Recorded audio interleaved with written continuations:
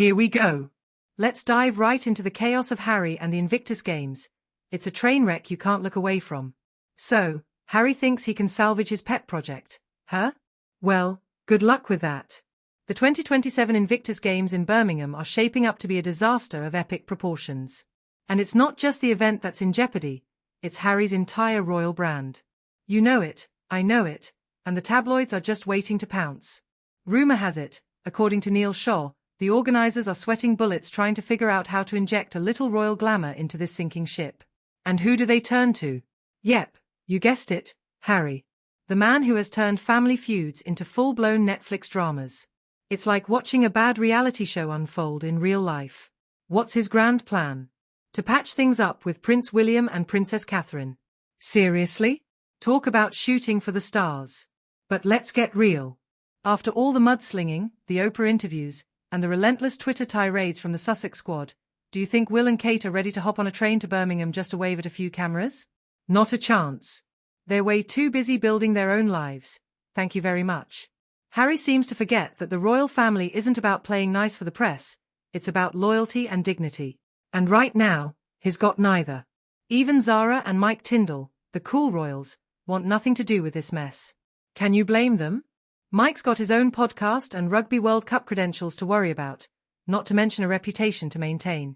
He's ghosting Harry harder than Meghan ghosted her first husband. That's saying something. And let's address the elephant in the room. Harry doesn't want reconciliation, he wants the perks that come with royal status. He wants the headlines, the photo ops, and to parade around like everything's hunky-dory. But the royal family isn't buying it. They know any olive branch from Harry is about as sincere as Meghan's attempt at a British accent. Let's not kid ourselves, this isn't about honoring veterans anymore.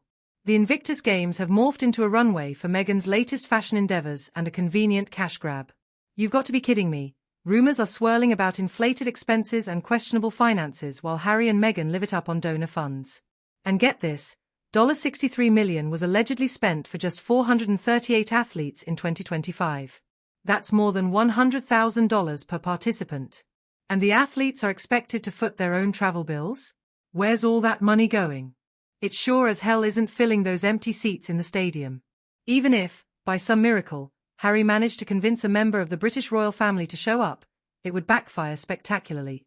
The optics would scream royal reunion, and tabloids would have a field day. You think Will and Kate want to boost Harry's brand any further? They've moved on, and they're not looking back at the guy who thought Spare was a clever title. So who should take charge of the Invictus Games? Let's get creative. How about Mike and Zara Tindall?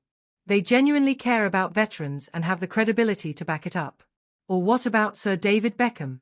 At least he knows how to handle a media storm. And let's not forget Princess Anne, she's the royal powerhouse who doesn't take nonsense from anyone, especially not from Harry and Meghan. The royal family should hand over the reins to someone who actually gives a damn about the cause, not just their social media following. Here's the kicker, Harry, who burned every bridge and tossed the family photo album into the flames, is now begging for help to save his vanity project. Talk about poetic justice. It's like watching a self-inflicted disaster unfold in slow motion. Sorry, Harry, but the British royal family has much better things to do in 2027. Like, I don't know, literally anything else. And honestly, who can blame them? They've moved forward, created new connections, and are thriving without the incessant drama that Harry and Meghan bring. They don't need to be dragged back into the circus that Harry is trying to run. The truth is, it's not just the Invictus Games that are on the line, it's Harry's entire reputation. He's boxed himself into a corner, and the only way out seems to be through the family he's publicly dissed for years. But let's be clear, the royal family isn't coming to the rescue. They've got their own lives to live, and Harry's pity party isn't on the agenda. It's a classic case of you made your bed, now lie in it. So what's next for Harry? Will he continue to chase the ghost of royal approval, or will he finally come to terms with the reality that has made his choices? The clock is ticking, and the countdown to the Invictus Games is on. But if he thinks he can just waltz back into the family fold and make everything right, he's got another thing coming. This saga isn't over yet, folks. Grab your popcorn and stay tuned because as long as Harry is in the picture, there's bound to be more drama. Whether it's the Invictus Games or his next PR stunt, you can bet it'll be a wild ride. And who knows? Maybe, just maybe, we'll get a front row seat to the next chapter of this royal debacle. Buckle up. It's going to be a bumpy ride.